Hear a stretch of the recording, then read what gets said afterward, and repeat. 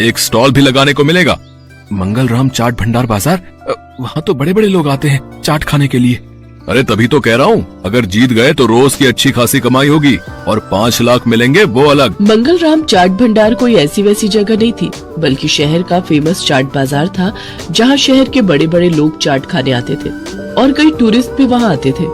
उस बाजार में चाट लगाने वालों की अच्छी खासी कमाई होती थी, लेकिन ये सब बातें जानते हुए भी दिनेश उस प्रतियोगिता में कोई खास दिलचस्पी नहीं दिखाता।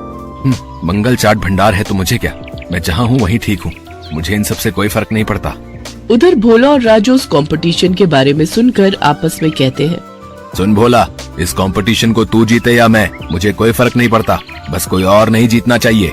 हाँ भाई, बस एक उस दिनेश का ही डर था, लेकिन वो तो हमारी कृपा से फेल हो चुका है, तो अब हम दोनों के अलावा उस कंपटीशन को कोई जीत ही नहीं सकता। अगले दिन हीरो भोला और राजू से मिलने आता है।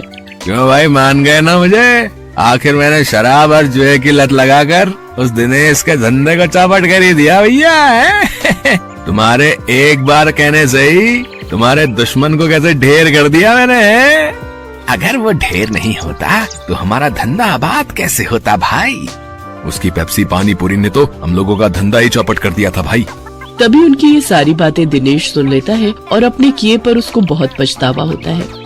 मैं भी कितना बेवकूफ था जो इन पाखंडियों के झांसे में फंस गया और बर्बाद हो गया, लेकिन अभी भी कुछ नहीं बिगड़ा है। मैं इन सबको मजा चखाऊंगा, मैं इस प्रतियोगिता में हिस्सा जरूर लूंगा। यही बात मन में ठाने दिनेश उस चाट प्रतियोगिता में हिस्सा लेता है और अपनी पेप्सी वाली पानीपुरी की रेसिपी से इस कॉन्टेस्ट को जीत लेता है, जिससे उसे 5 लाख का इनाम मिल जाता है। साथ ही मंगल चाट भंडार में स्टॉल लगाने के लिए जगह भी। इनाम से मिले पैसों से वो अपने बेटे का इलाज करवाता है। बंटू पूरी तरह से ठीक हो जाता है और वो भी दूसरे बच्चों की तरह खेल कूद करने लगता है। दिनेश की पेप्सी